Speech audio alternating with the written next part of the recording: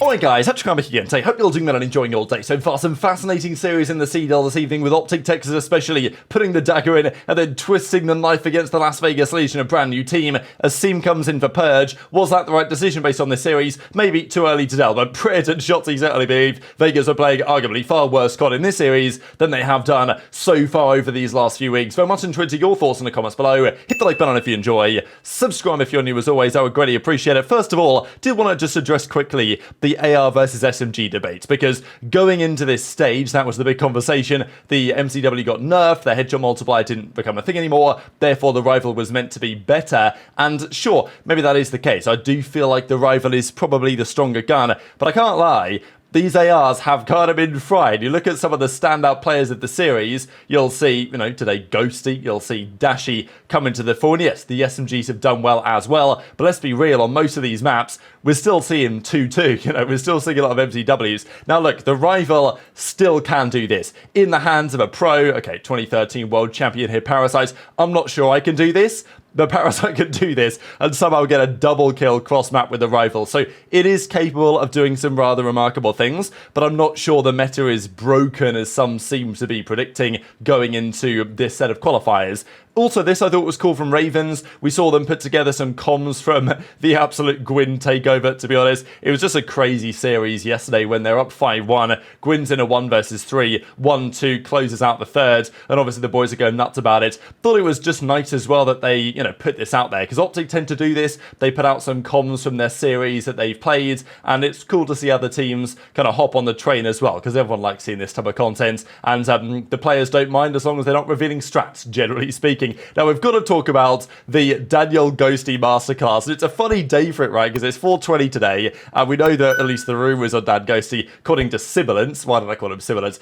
He hates that. According to Sib from the Subliners of a few weeks ago, that, Ghosty might be hitting that Papania before the matches, and whatever he's doing, it's working out well. From remember Nadeshot said, do what you want, Dad. Like, if you're gonna fry, then, keep cracking on, basically. And Ghosty was frying, and this is a conversation that's had at the moment. If you had to form a team of any of the rosters in the bottom 8 that could potentially contend with the top 4, what are you doing? You're basically going to have to take the best pieces from various teams. I think that Gwyn makes my team that I'm trying to form, and I think that Ghosty makes my team. There's some other names you might throw in as well, possibly Linz. Depends what you're trying to do when you build that team, because, are you trying to ensure that there's leadership and the roles make sense, or are you just trying to stack the talent? But I think either way, those are two names, Ghosty and Gwyn, I'm absolutely having on my team if I'm trying to form a competitive roster, and maybe the race for Gwyn next season could be kind of interesting, because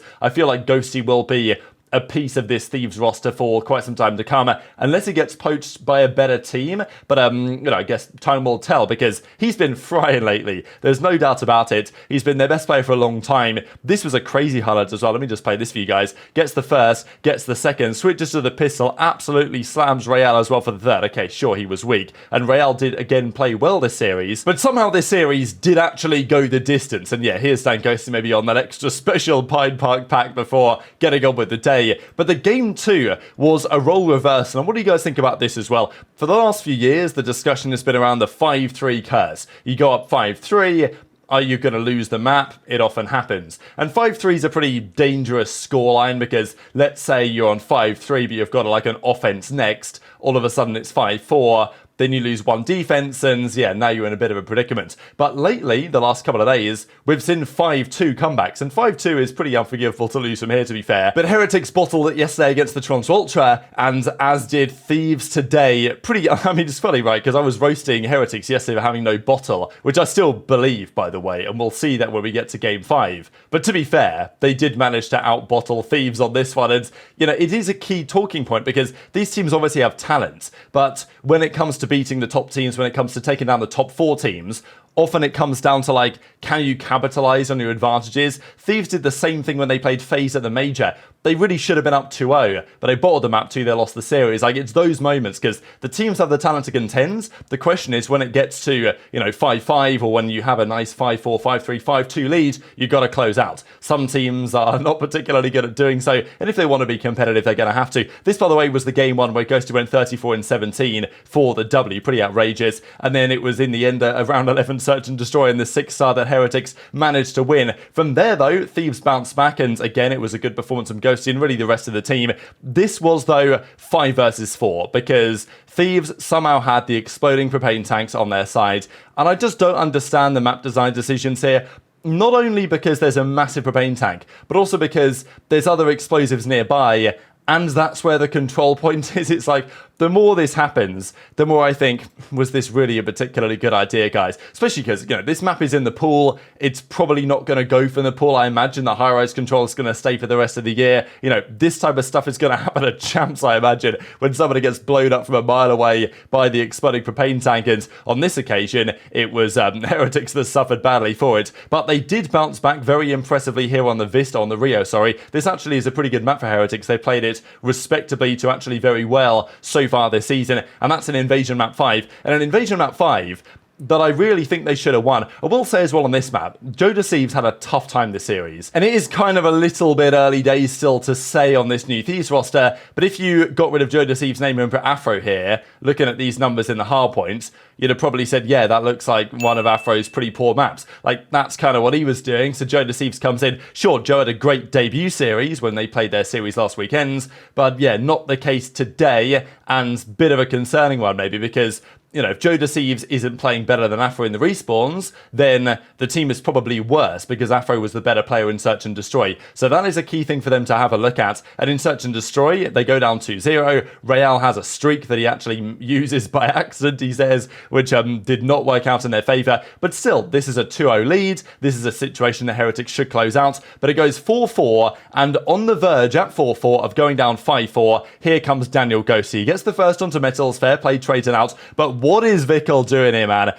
Gotta be some sort of miscom, because where is my guy going? There's no trades. Ghosty gets all the time in the world to get this kill, finds out where Lucky is, gets the kill on him, and you know, another clutch there with the MCW at close range. So, you know, I don't think the rival is necessarily the god gun, but yeah, you can't lose this. It's just one of those cases. You brought the series back, you won a 5-2 search in the game 2, and then you're up 5-4 with a 1 versus 3, and fair play to Dan Ghosty, big ball play to close that out. But, I mean, it was more on Miami bottling the situation, to be honest, and Ghosty making an especially good play, and then they lose in the next round. So it's like, it's those moments that for both of these teams, you can't afford to have happen, and 10 points that Heretics, I wouldn't say desperately needed, but do we have any faith of Miami winning a series on LAN? They can't win a map on LAN, so winning a series seems a bit of a stretch. If they want to make champs, they're going to have to do it online, and series like today were important. But for Thieves also, arguably more important for them. They've got to keep rising up the ladder. That's a big 10 points for those guys. And yes, Kismet says, you know, that was 420 Ghosty play for sure, because, you know, maybe his special day on the day. And actually, this is an interesting stat. Maybe this is skewed to some degree by strength of schedule, but worth looking at, that Thieves were 2-7 before they signed Nastie. They've been 6-5 since then. So I feel like he has definitely been a difference maker.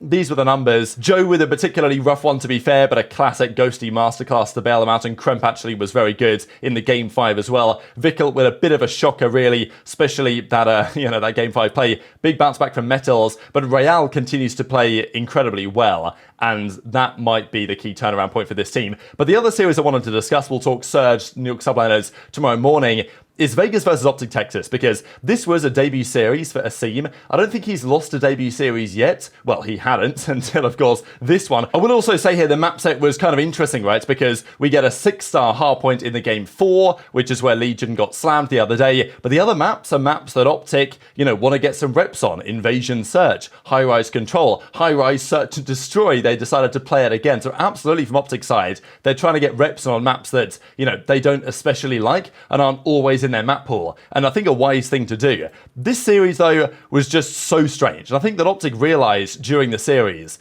that they actually had to adapt their playstyle somewhat to deal with what Vegas are bringing to the table. There's been a general feeling with Vegas that, you know, let's say Attach on the team, you know, he is going to get a good KD, but that can largely be at times from his playstyle and the way that that goes with the rest of the guys. But still, there's a feeling now that what are they doing on the map? The pacing was all over the place. There was barely any trades happening. They weren't really on the same page, it felt like. And this game 1 was just so strange because neither team got like any points. OpTic actually had a decent start. They got like 40 on the first hardpoint or whatever. And then after that, nobody really did anything for the rest of the game. And even aBeZy in the comms was like, damn, Dashy just absolutely smoked me. So in the end, OpTic clutch up on the very final hardpoint and take this 250-217. But such a strange game of Karachi hardpoints. Never really quite seen anything like it, to be honest here. And it was just a weird one. aBeZy had a bit of a hard time. Well, that's probably a bit of an understatement, to be fair. And this was the immediate reaction here from Shotzzy. He was like, what did we just play? Like, what was that about? And this was not a trend that happened for one map, because sometimes you get one map that plays weird and maybe it goes to time or you don't expect it to. It was a strange one. But OpTic were just finding themselves in strange situations. The search happens, and it was kind of a similar story. To be fair, this was just big plays from the playmakers. The search and destroy playmakers, really, Shotzzy and Pred. Kenny is going to lead the team and isn't historically a great search player. Dashy's going to be like your clutch guy. But in this case, it was Shotzzy and Pred being the clutch guys. Shotzzy had a great ace here, actually. He gets the first two early on in the round. So here we go. Gets one on the tank, gets two on the tank. And then he closes out the round with a nice little 1 versus 2. Finds attach. I'm not really sure where he's looking. Guess he didn't really know where Shotzzy was coming from. And then closes out the 1 versus 1 on a seam. And then Pred does a similar thing a couple of rounds later. The 3 kills he got before this, actually, were probably more impressive. And then he's in a 1v1 against Geo. Interesting timing, right? Just because yesterday there was conversations, and probably understandably, the fact that Pred hasn't really won many clutches this season at all. His clutch run hasn't been very good. He was getting roasted for the way that he played the 1v1 against Simp, of course, not that long ago, but he wins this one, closes out the ace. And I do think Pred is just... he's a massive confidence player. Like, if he's confident against a team he's playing against, he will almost certainly fry and talk trash. And that's what you see from Pred in a series like this.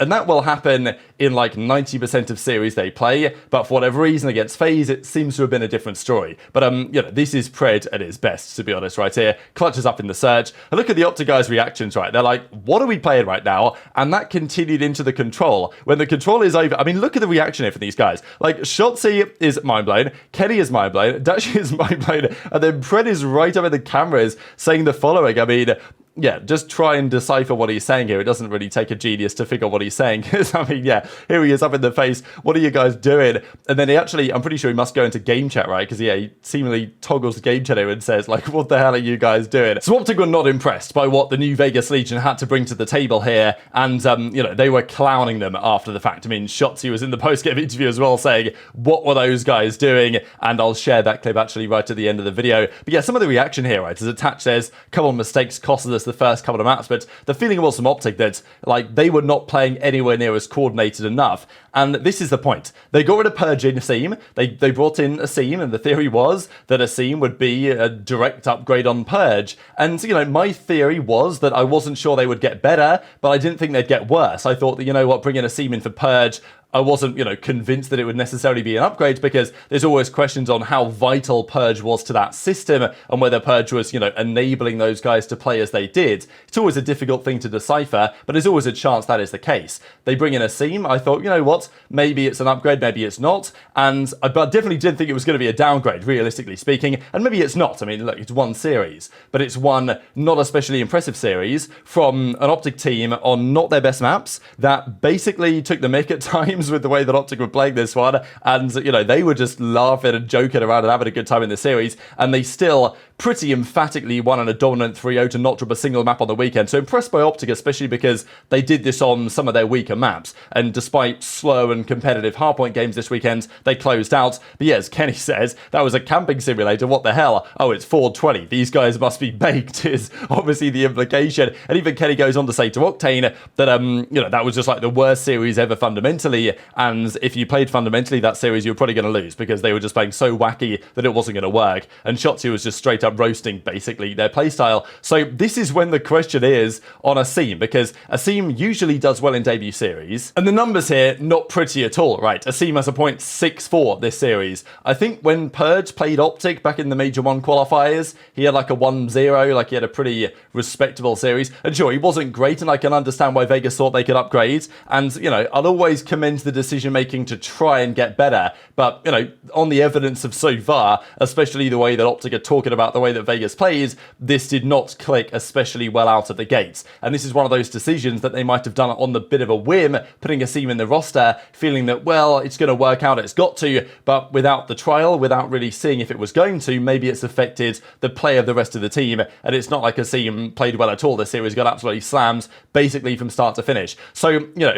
does the spirit of BeRJay live on, or will this be a decision that Vegas live to regret over time, or is it too early to say because they played a top 4 team? Very much interested your thoughts in the comments below. A very interesting Subliners Surge series to discuss tomorrow. Hit the like button if you enjoyed, subscribe if you're new, take care, and I'll see you next time. Welcome back, man.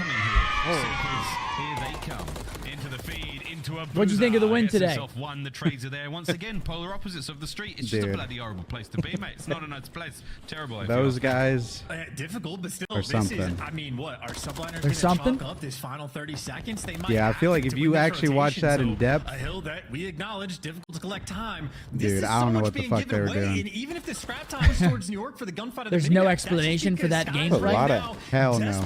Oh my god, this is another clean break. Hell. Didn't get that much sleep, and then yeah, I also had a bad dream. Not that really bad. What happened in the dream? Just know that someone was trying to kill me. Oh.